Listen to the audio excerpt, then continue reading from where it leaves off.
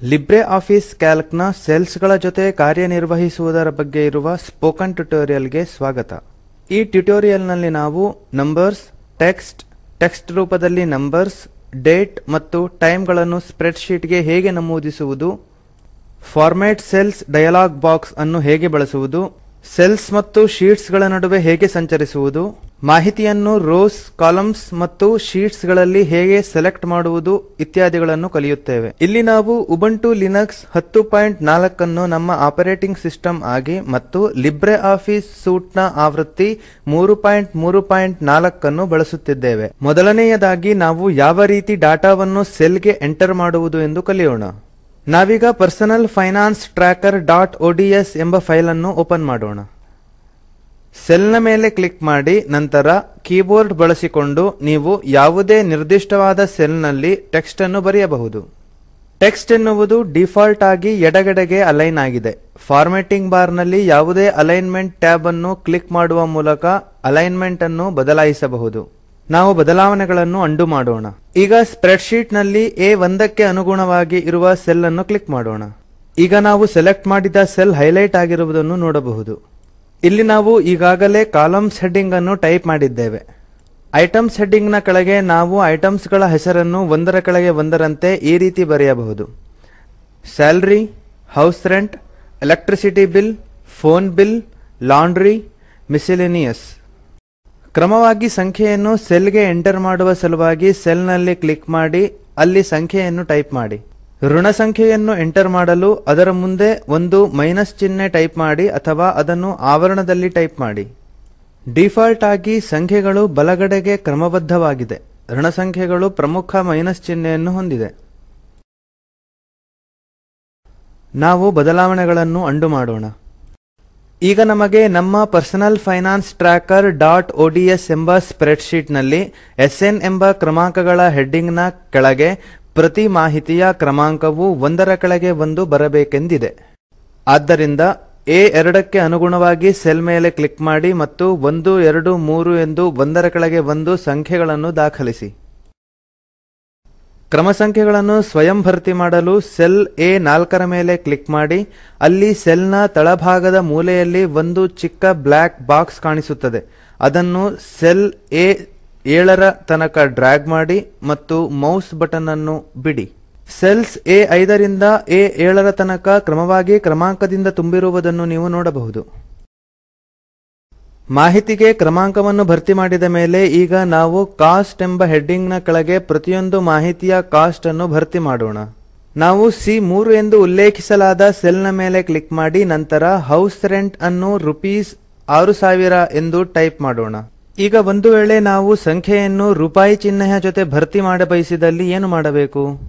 ಬನ್ನಿ, ಅದಕ್ಕಾಗಿ ನಾವು ಎಲೆಕ್ಟ್ರಿಸಿಟಿ ಬಿಲ್ ಅನ್ನು ₹800 ಎಂದು ಭರ್ತಿ ಮಾಡೋಣ. ಅದಕ್ಕಾಗಿ ಸೆಲ್ C4 ಮೇಲೆ ರೈಟ್ ಕ್ಲಿಕ್ ಮಾಡಿ ಮತ್ತು ಫಾರ್ಮ್ಯಾಟ್ ಸೆಲ್ ಆಯ್ಕೆ ಮೇಲೆ ಕ್ಲಿಕ್ ಮಾಡಿ. ಇದು ಫಾರ್ಮ್ಯಾಟ್ ಸೆಲ್ ಎಂಬ ಡಯಲಾಗ್ ಬಾಕ್ಸ್ ಅನ್ನು ಓಪನ್ ಮಾಡುತ್ತದೆ. ಇದರ ಮೊದಲ ಟ್ಯಾಬ್ ನಂಬರ್ಸ್ ಆಗಿದೆ. ಇದನ್ನು ಈಗಾಗಲೇ ಆಯ್ಕೆ ಮಾಡಲಿಲ್ಲವೆಂದರೆ ಅದರ ಮೇಲೆ ಕ್ಲಿಕ್ ಮಾಡಿ. ಕೆಟಗರಿಯ ಕೆಳಗೆ number, percent, currency, date, time ಮುಂತಾದ ಹಲವು ವಿಕಲ್ಪಗಳು ಕಾಣಬಹುದು. ಅಲ್ಲಿ ಕರೆನ್ಸಿಯನ್ನು ಆಯ್ಕೆ ಮಾಡೋಣ. ಈಗ ಫಾರ್ಮ್ಯಾಟ್ ಆಯ್ಕೆಯ ಅಡಿಯಲ್ಲಿ ಕೆಳಗಿನ ಬಾಣದ ಗುರುತಿನ ಮೇಲೆ ಕ್ಲಿಕ್ ಮಾಡಿ. ಇದು ವಿಶ್ವದಾದ್ಯಂತ ಇರುವ ವಿವಿಧ ಕರೆನ್ಸಿ ಚಿಹ್ನೆಗಳನ್ನು ಪ್ರದರ್ಶಿಸುತ್ತದೆ. ಮೇಲೆ ಸ್ಕ್ರೋಲ್ ಮಾಡಿ ಮತ್ತು INR, ರುಪೀಸ್, ಇಂಗ್ಲಿಷ್, ಇಂಡಿಯಾ ಎಂಬುದನ್ನು ಆಯ್ಕೆ ಮಾಡಿ. ಡಿಫಾಲ್ಟ್ ಆಗಿ ₹1234 ಎಂದು ಕೆಳಗಿನ ಡ್ರಾಪ್ ಡೌನ್ ನಲ್ಲಿ ಆರಿಸಲ್ಪಟ್ಟಿರುತ್ತದೆ. ಬಲಬದಿಯಲ್ಲಿನ ಸ್ಮಾಲ್ ಪ್ರಿವ್ಯೂ ಏರಿಯಾದಲ್ಲಿ ಮುನ್ನೋಟವನ್ನು ನೋಡಬಹುದು. ಆಪ್ಷನ್ ಎಂಬುದರ ಅಡಿಯಲ್ಲಿ ನಮಗೆ ಸಂಖ್ಯೆಗಳನ್ನು ಸೇರಿಸಲು ಬೇಕಾದ ಡೆಸಿಮಲ್ ಪ್ಲೇಸಸ್ ಮತ್ತು ಲೀಡಿಂಗ್ ಝೀರೋಸ್ ಎಂಬ ಆಯ್ಕೆಗಳಿವೆ. ಗಮನಿಸಿ, ನಾವು ಸೊನ್ನೆಗಳನ್ನು ಹೆಚ್ಚಿಸಿದಂತೆ ಫಾರ್ಮ್ಯಾಟ್ ನಲ್ಲಿರುವ ಆಯ್ಕೆಯಲ್ಲಿ ₹1234.00 ಎಂದು ಬದಲಾಗಿದೆ. ಇದು 2 ದಶಮಾಂಶ ಸ್ಥಳಗಳನ್ನು ಸೂಚಿಸುತ್ತದೆ. ಜೊತೆಗೆ ಬದಲಾವಣೆಯು ಪ್ರಿವ್ಯೂ ಏರಿಯಾದಲ್ಲಿ ಕಾಣುತ್ತಿದೆ ಎಂಬುದನ್ನು ಗಮನಿಸಿ. ಕಾಮಾ ಸಪರೇಟರ್ ಅನ್ನು ಪ್ರತಿ 1000ಕ್ಕೆ ಸೇರಿಸಲು 1000 ಸಪರೇಟರ್ ಮೇಲೆ ಕ್ಲಿಕ್ ಮಾಡಿ. ಮತ್ತೊಮ್ಮೆ ಪ್ರಿವ್ಯೂ ಏರಿಯಾದಲ್ಲಿ ಬದಲಾವಣೆಯನ್ನು ಗಮನಿಸಿ. ಫಾಂಟ್ ಎಂಬ ಟ್ಯಾಬ್ ಅನ್ನು ಕ್ಲಿಕ್ ಮಾಡುವುದರಿಂದ ಅಕ್ಷರ ಶೈಲಿಯನ್ನು ಕೂಡ ಬದಲಿಸಬಹುದು. ಇದು ಫಾಂಟ್, ಫಾಂಟ್ ಫೇಸ್ ಮತ್ತು ಸೈಜ್ ಎಂಬ ವಿವಿಧ ಆಯ್ಕೆಗಳನ್ನು ಹೊಂದಿದೆ. ಅವುಗಳ ಬಗ್ಗೆ ಇನ್ನಷ್ಟು ತಿಳಿಯಲು ಫಾಂಟ್ ಎಫೆಕ್ಟ್ ಮತ್ತು ಇತರ ಟ್ಯಾಬ್ಗಳನ್ನು ನೋಡಿರಿ. ಅಲೈನ್ಮೆಂಟ್ ಎಂಬ ಟ್ಯಾಬ್ನ ಬಗ್ಗೆ ನಾವು ನಂತರ ಮತ್ತೊಂದು ಟ್ಯುಟೋರಿಯಲ್ನಲ್ಲಿ ಕಲಿಯೋಣ. ಈಗ ಓಕೆ ಮೇಲೆ ಕ್ಲಿಕ್ ಮಾಡಿ. 800 ಎಂದು ಟೈಪ್ ಮಾಡಿ ಎಂಟರ್ ಒತ್ತಿ. ಈಗ ನೋಡಿ, 800 ಎಂದು ಬರೆದ ಸಂಖ್ಯೆಯು ₹800 ಎಂದು 2 ದಶಮಾಂಶಗಳ ಜೊತೆಗೆ ಪ್ರದರ್ಶಿತವಾಗುತ್ತಿದೆ. ಈಗ C5 ರಿಂದ C7 ರವರೆಗೆ ಸೆಲ್ಸ್ ಅನ್ನು ಸೆಲೆಕ್ಟ್ ಮಾಡಿ. ಕಂಟ್ರೋಲ್ ಕೀಯನ್ನು ಒತ್ತಿ ಹಿಡಿದು ಸೆಲ್ G2 ಅನ್ನು ಕೂಡ ಸೆಲೆಕ್ಟ್ ಮಾಡಿ. ಆಯ್ಕೆ ಮಾಡಿದ ಎಲ್ಲಾ ಸೆಲ್ಗಳು ಹೈಲೈಟ್ ಆಗಿರುವುದನ್ನು ಗಮನಿಸಿ. ಹೈಲೈಟ್ ಆಗಿರುವ ಸೆಲ್ಸ್ ನ ಮೇಲೆ ಬಲ ಕ್ಲಿಕ್ ಮಾಡಿ ಮತ್ತು ಫಾರ್ಮ್ಯಾಟ್ ಸೆಲ್ ಅನ್ನು ಆಯ್ಕೆ ಮಾಡಿ. ಅಲ್ಲಿ ಮುಂಚಿನಂತೆಯೇ ಆಯ್ಕೆಗಳನ್ನು ಆರಿಸಿ ಓಕೆ ಕ್ಲಿಕ್ ಮಾಡಿ. ಈಗ ನಾವು ಐಟಂನ ಖರ್ಚುಗಳನ್ನು ಒಂದರ ಕೆಳಗೆ ಒಂದಂತೆ ಟೈಪ್ ಮಾಡುತ್ತೇವೆ. ಅದು ಹೇಗೆಂದರೆ, ಫೋನ್ ಬಿಲ್ಗೆ ₹600, ಲಾಂಡ್ರಿಗೆ ₹300 ಹಾಗೂ ಮಿಸ್ಸೆಲೇನಿಯಸ್ಗೆ ₹2000 ಎಂದು. ಅಕೌಂಟ್ಸ್ ಎಂಬ ಹೆಡ್ಡಿಂಗ್ ನ ಕೆಳಗೆ ₹30,000 ಎಂದು ತಿಂಗಳ ಸಂಬಳವನ್ನು ಟೈಪ್ ಮಾಡಿ. ಕ್ಯಾಲ್ಕ್ ನಲ್ಲಿ ದಿನಾಂಕವನ್ನು ಬರೆಯಲು ಸೆಲ್ ಅನ್ನು ಸೆಲೆಕ್ಟ್ ಮಾಡಿ ದಿನಾಂಕವನ್ನು ಟೈಪ್ ಮಾಡಿ. ನೀವು ದಿನಾಂಕದ ಅಂಶಗಳನ್ನು ಬೇರ್ಪಡಿಸಲು ಫಾರ್ವರ್ಡ್, ಸ್ಲಾಶ್ ಅಥವಾ ಹೈಫನ್ ಅನ್ನು ಬಳಸಬಹುದು ಅಥವಾ 10 ಅಕ್ಟೋಬರ್ 2011 ಎಂದು ಬರೆಯಬಹುದು. ಕ್ಯಾಲ್ಕ್ ಈ ಎಲ್ಲಾ ವಿವಿಧ ಡೇಟ್ ಫಾರ್ಮ್ಯಾಟ್ಸ್ ಗಳನ್ನು ಗುರುತಿಸುತ್ತದೆ. ಪರ್ಯಾಯವಾಗಿ ಸೆಲ್ ಮೇಲೆ ಬಲ ಕ್ಲಿಕ್ ಮಾಡಿ ಮತ್ತು ಫಾರ್ಮ್ಯಾಟ್ ಸೆಲ್ಸ್ ಅನ್ನು ಆಯ್ಕೆ ಮಾಡಬಹುದು. ಕೆಟಗರಿ ಎನ್ನುವಲ್ಲಿ ಡೇಟ್ ಎಂದು ಮತ್ತು ಫಾರ್ಮ್ಯಾಟ್ ಎನ್ನುವಲ್ಲಿ ಬಯಸಿದ ಪ್ರಾರೂಪವನ್ನು ಆಯ್ಕೆ ಮಾಡಿ. ನಾನು 12-31-1999 ಎನ್ನುವುದನ್ನು ಆಯ್ಕೆ ಮಾಡುತ್ತೇನೆ. ಮುನ್ನೋಟದ ಸ್ಥಾನವನ್ನು ಗಮನಿಸಿ. ಹಾಗೆಯೇ ಫಾರ್ಮ್ಯಾಟ್ ಕೋಡ್ ಎಂಬಲ್ಲಿ DD ಮತ್ತು YYYY ಎಂದು ಕಾಣಿಸುತ್ತದೆ. ಅಗತ್ಯಕ್ಕೆ ತಕ್ಕಂತೆ ಈ ಫಾರ್ಮ್ಯಾಟ್ ಕೋಡ್ ಅನ್ನು ಬದಲಿಸಬಹುದು. ನಾನು DD, MM ಮತ್ತು YYYY ಎಂದು ಟೈಪ್ ಮಾಡುತ್ತೇನೆ. ಮುನ್ನೋಟದ ಸ್ಥಾನದಲ್ಲಿ ಆದ ಬದಲಾವಣೆಯನ್ನು ಗಮನಿಸಿ. ಓಕೆ ಕ್ಲಿಕ್ ಮಾಡಿ. ಸಮಯವನ್ನು ಕ್ಯಾಲ್ಕ್ ನಲ್ಲಿ ಬರೆಯಲು ಸೆಲ್ ಆಯ್ಕೆ ಮಾಡಿ ಮತ್ತು ಸಮಯವನ್ನು ಟೈಪ್ ಮಾಡಿ. ನೀವು ಸಮಯದ ಅಂಶಗಳನ್ನು ಕಾಲನ್ ನಿಂದ ಕೂಡ ಬೇರ್ಪಡಿಸಬಹುದು. ಉದಾಹರಣೆಗೆ 10:43:20. ಪರ್ಯಾಯವಾಗಿ ಸೆಲ್ ಮೇಲೆ ಬಲ ಕ್ಲಿಕ್ ಮಾಡಿ ಮತ್ತು ಫಾರ್ಮ್ಯಾಟ್ ಸೆಲ್ಸ್ ಅನ್ನು ಆಯ್ಕೆ ಮಾಡಬಹುದು. ಕೆಟಗರಿ ಎನ್ನುವಲ್ಲಿ ಟೈಮ್ ಎಂದು ಮತ್ತು ಫಾರ್ಮ್ಯಾಟ್ ಎನ್ನುವಲ್ಲಿ ಬಯಸಿದ ಪ್ರಾರೂಪವನ್ನು ಆಯ್ಕೆ ಮಾಡಿ. ನಾನು 13:37:46 ಎನ್ನುವುದನ್ನು ಆಯ್ಕೆ ಮಾಡುತ್ತೇನೆ. ಮುನ್ನೋಟದ ಸ್ಥಾನವನ್ನು ಗಮನಿಸಿ. ಹಾಗೆಯೇ ಫಾರ್ಮ್ಯಾಟ್ ಕೋಡ್ ಎಂಬಲ್ಲಿ HHMMSS ಎಂದು ಕಾಣಿಸುತ್ತದೆ. ಅಗತ್ಯಕ್ಕೆ ತಕ್ಕಂತೆ ಈ ಫಾರ್ಮ್ಯಾಟ್ ಕೋಡ್ ಅನ್ನು ಬದಲಿಸಬಹುದು. ನಾನು HHMM ಎಂದು ಟೈಪ್ ಮಾಡುತ್ತೇನೆ. ಮುನ್ನೋಟದ ಸ್ಥಾನದಲ್ಲಿ ಆದ ಬದಲಾವಣೆಯನ್ನು ಗಮನಿಸಿ. ಓಕೆ ಕ್ಲಿಕ್ ಮಾಡಿ. ನಾವು ಬದಲಾವಣೆಗಳನ್ನು ಅಂಡು ಮಾಡೋಣ. ಕ್ಯಾಲ್ಕ್ ನಲ್ಲಿ ಸಂಖ್ಯೆಗಳನ್ನು ಮತ್ತು ದಿನಾಂಕಗಳನ್ನು ಬರೆಯುವುದು ಹೇಗೆ ಎಂದು ಕಲಿತ ನಂತರ ನಾವೀಗ ಸ್ಪ್ರೆಡ್ ಶೀಟ್ ನಲ್ಲಿ ಒಂದು ಸೆಲ್ ನಿಂದ ಮತ್ತೊಂದು ಸೆಲ್ಗೆ ಅಥವಾ ಒಂದು ಶೀಟ್ ನಿಂದ ಮತ್ತೊಂದು ಶೀಟ್ಗೆ ಹೇಗೆ ಸಂಚರಿಸುವುದು ಎಂದು ಕಲಿಯೋಣ. ಮೊದಲು ನಾವು ಸ್ಪ್ರೆಡ್ ಶೀಟ್ ನಲ್ಲಿ ಸೆಲ್ ನಿಂದ ಸೆಲ್ಗೆ ಹೇಗೆ ಹೋಗುವುದೆಂದು ನೋಡೋಣ. ನೀವು ಸುಮ್ಮನೆ ಕರ್ಸರ್ ಅನ್ನು ಕ್ಲಿಕ್ ಮಾಡಿ ನಿರ್ದಿಷ್ಟ ಸೆಲ್ ಅನ್ನು ಪ್ರವೇಶಿಸಬಹುದು. ನೀವು ಆ ನಿರ್ದಿಷ್ಟ ಸೆಲ್ ಹೈಲೈಟ್ ಆಗುವುದನ್ನು ನೋಡಿ. ನಿರ್ದಿಷ್ಟ ಸೆಲ್ಗೆ ಹೋಗಲು ಇರುವ ಇನ್ನೊಂದು ವಿಧಾನವೇನೆಂದರೆ ಸೆಲ್ ರೆಫರೆನ್ಸ್ ಅನ್ನು ಬಳಸುವುದು. ನೇಮ್ ಬಾಕ್ಸ್ ನ ಜೊತೆಗಿರುವ ಕಪ್ಪು ಬಣ್ಣದ ಬಾಣವನ್ನು ಕ್ಲಿಕ್ ಮಾಡಿ. ನಿಮಗೆ ಬೇಕಾದ ಸೆಲ್ ನ ನೆಲೆಯನ್ನು ಅಲ್ಲಿ ಟೈಪ್ ಮಾಡಿ ಎಂಟರ್ ಪ್ರೆಸ್ ಮಾಡಿ. ಇಲ್ಲಿ ನೀವು ಹೀಗೂ ಮಾಡಬಹುದು. ನೇಮ್ ಬಾಕ್ಸ್ ನ ಮೇಲೆ ಕ್ಲಿಕ್ ಮಾಡಿ ಮೊದಲಿರುವ ಸೆಲ್ ನ ನೆಲೆಯನ್ನು ಡಿಲೀಟ್ ಮಾಡಿ ಮತ್ತು ನಿಮಗೆ ಬೇಕಾದ ಸೆಲ್ ನ ನೆಲೆಯನ್ನು ಟೈಪ್ ಮಾಡಿ ಎಂಟರ್ ಒತ್ತಿ. ಮುಂದೆ ನಾವು ಸ್ಪ್ರೆಡ್ ಶೀಟ್ ನಲ್ಲಿ ಸೆಲ್ ಗಳ ನಡುವೆ ಹೇಗೆ ಸಂಚರಿಸುವುದು ಎಂದು ತಿಳಿಯೋಣ. ಸೆಲ್ ಗಳ ನಡುವೆ ಸಂಚರಿಸಲು ಇರುವ ಮೊದಲ ವಿಧಾನವೆಂದರೆ ಕರ್ಸರ್ ಬಳಸುವುದಾಗಿದೆ.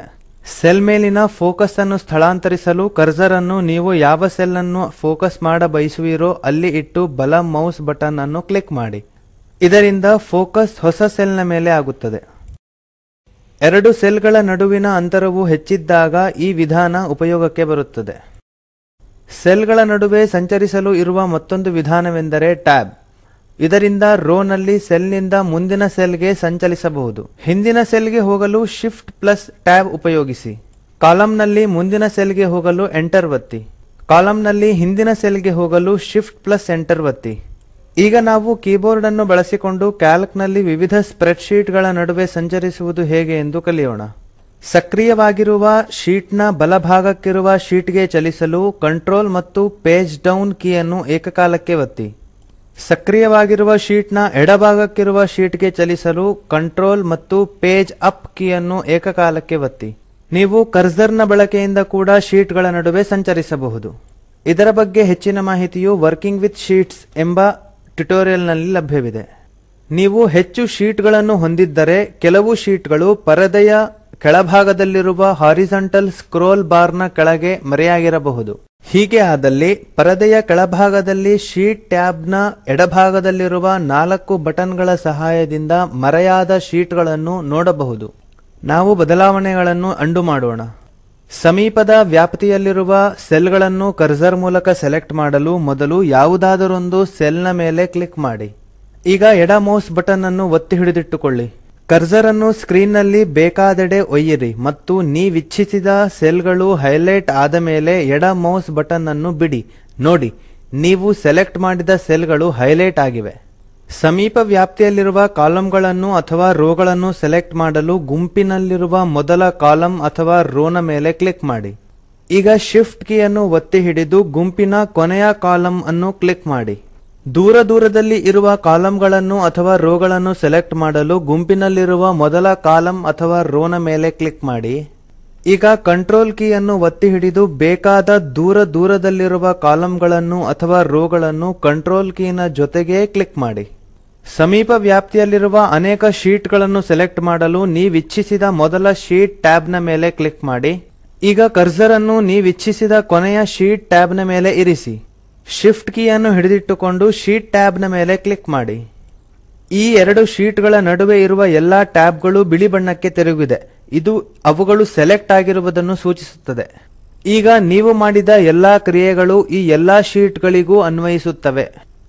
ದೂರದಲ್ಲಿರುವ ಅನೇಕ ಶೀಟ್ಗಳನ್ನು ಸೆಲೆಕ್ಟ್ ಮಾಡಲು ಮೊದಲ ಶೀಟ್ ಟ್ಯಾಬ್ನ ಮೇಲೆ ಕ್ಲಿಕ್ ಮಾಡಿ. ಈಗ ಕರ್ಸರ್ ಅನ್ನು 3ನೇ ಶೀಟ್ನ ಮೇಲೆ ಕೊಂಡೊಯ್ಯಿರಿ. ಕಂಟ್ರೋಲ್ ಕೀಯನ್ನು ಹಿಡಿದಿಟ್ಟುಕೊಂಡು ಆ ಶೀಟ್ ಟ್ಯಾಬ್ನ ಮೇಲೆ ಕ್ಲಿಕ್ ಮಾಡಿ. ನೀವು ಆಯ್ಕೆ ಮಾಡಿದ ಟ್ಯಾಬ್ಗಳು ಬಿಳಿ ಬಣ್ಣಕ್ಕೆ ತಿರುಗಿವೆ ಮತ್ತು ಈಗ ನೀವು ಮಾಡಿದ ಎಲ್ಲಾ ಕ್ರಿಯೆಗಳು ಈ ಎಲ್ಲಾ ಹೈಲೈಟ್ ಆಗಿರುವ ಶೀಟ್ಗಳಿಗೆ ಅನ್ವಯಿಸುತ್ತವೆ. ಈಗ ನಾವು ಈ ಟ್ಯುಟೋರಿಯಲ್ನ ಕೊನೆಗೆ ತಲುಪಿದೆವು. ಸಾರಾಂಶದಲ್ಲಿ ಹೇಳುವುದಾದರೆ ನಾವು ಕಲಿತದ್ದು ಇಷ್ಟು. ಕ್ಯಾಲ್ಕ್ನಲ್ಲಿ ನಂಬರ್ಸ್, ಟೆಕ್ಸ್ಟ್ ರೂಪದಲ್ಲಿ ನಂಬರ್ಸ್, ಡೇಟ್ ಮತ್ತು ಟೈಮ್ಗಳನ್ನು ಸ್ಪ್ರೆಡ್ ಶೀಟ್ಗೆ ಹೇಗೆ ನಮೂದಿಸುವುದು, ಫಾರ್ಮ್ಯಾಟ್ ಸೆಲ್ಸ್ ಡಯಲಾಗ್ ಬಾಕ್ಸ್ ಅನ್ನು ಹೇಗೆ ಬಳಸುವುದು, ಸೆಲ್ಸ್ ಮತ್ತು ಶೀಟ್ಗಳ ನಡುವೆ ಹೇಗೆ ಸಂಚರಿಸುವುದು, ಐಟಮ್ ಅನ್ನು ರೋಸ್, ಕಾಲಮ್ಸ್ ಮತ್ತು ಶೀಟ್ಸ್ ಗಳಲ್ಲಿ ಹೇಗೆ ಸೆಲೆಕ್ಟ್ ಮಾಡುವುದು ಇತ್ಯಾದಿ. ಮಾಡಬೇಕಾದ ಅಭ್ಯಾಸಗಳು: ಸ್ಪ್ರೆಡ್ಶೀಟ್ practice.ods ಅನ್ನು ಓಪನ್ ಮಾಡಿ. ಸೀರಿಯಲ್ ನಂಬರ್ಸ್ ಎಂಬುದರ ಕೆಳಗೆ 1 ರಿಂದ 5 ತನಕ 1 ಕೆಳಗೆ 1ರಂತೆ ಕ್ರಮಾಂಕವನ್ನು ಟೈಪ್ ಮಾಡಿ. ಕೀಗಳ ಸಹಾಯದಿಂದ ಸೆಲ್ಗಳ ನಡುವೆ ಸಂಚರಿಸಿ. ಸೀರಿಯಲ್ ನಂಬರ್ನ ಕೆಳಗಿರುವ ಎಲ್ಲ ಐಟಂಗಳನ್ನು ಸೆಲೆಕ್ಟ್ ಮಾಡಿ. ದಿನಾಂಕ ಮತ್ತು ಸಮಯಕ್ಕಾಗಿ ಕಾಲಂ ಅನ್ನು ಸೇರಿಸಿ. ಇವುಗಳಲ್ಲಿ ಫಾರ್ಮ್ಯಾಟ್ ಸೆಲ್ಸ್ನ ಡಯಲಾಗ್ ಬಾಕ್ಸ್ ಅನ್ನು ಉಪಯೋಗಿಸಿಕೊಂಡು ಕೆಲವು ಬೆಲೆಗಳನ್ನು ಬರೆಯಿರಿ. ಕೆಳಗಿರುವ ಲಿಂಕ್ನಲ್ಲಿರುವ ವಿಡಿಯೋವನ್ನು ನೋಡಿ. ಇದು ಸ್ಪೋಕನ್ ಟ್ಯುಟೋರಿಯಲ್ನ ಸಾರಾಂಶವನ್ನು ಹೇಳುತ್ತದೆ. ನಿಮ್ಮಲ್ಲಿ ಉತ್ತಮ ಬ್ಯಾಂಡ್ವಿಡ್ತ್ ಇಲ್ಲವಾದಲ್ಲಿ ಇದನ್ನು ಡೌನ್ಲೋಡ್ ಮಾಡಿ ನೋಡಿ. ಈ ಪಾಠವನ್ನಾಧಾರಿಸಿ ಸ್ಪೋಕನ್ ಟ್ಯುಟೋರಿಯಲ್ ಗಣವು ಕಾರ್ಯಶಾಲೆಯನ್ನು ನಡೆಸುತ್ತದೆ. ಯಾರು ಆನ್ಲೈನ್ ಪರೀಕ್ಷೆಯಲ್ಲಿ ಉತ್ತೀರ್ಣರಾಗುತ್ತಾರೋ ಅವರಿಗೆ ಪ್ರಮಾಣಪತ್ರವನ್ನು ನೀಡುತ್ತದೆ. ಹೆಚ್ಚಿನ ಮಾಹಿತಿಗಾಗಿ contact@spoken-tutorial.org ಈ ಇಮೇಲ್ ಮೂಲಕ ಸಂಪರ್ಕಿಸಿ. ಈ ಪಾಠವು ಟಾಕ್ ಟು ಅ ಟೀಚರ್ ಎಂಬ ಪರಿಯೋಜನೆಯ ಭಾಗವಾಗಿದೆ. ಈ ಪ್ರಕಲ್ಪವನ್ನು ರಾಷ್ಟ್ರೀಯ ಸಾಕ್ಷರತಾ ಮಿಷನ್ ICT MHRD ಭಾರತ ಸರ್ಕಾರ ಎಂಬ ಸಂಸ್ಥೆಯು ಸಮರ್ಥಿಸಿದೆ. ಹೆಚ್ಚಿನ ಮಾಹಿತಿಗಾಗಿ spoken-tutorial.org/nmeict-intro ಇಲ್ಲಿ ನೋಡಿ. ಈ ಪಾಠದ ಅನುವಾದಕ ಮತ್ತು ಪ್ರವಾಚಕ ವಾಸುದೇವ, IIT ಬಾಂಬೆ. ಧನ್ಯವಾದಗಳು.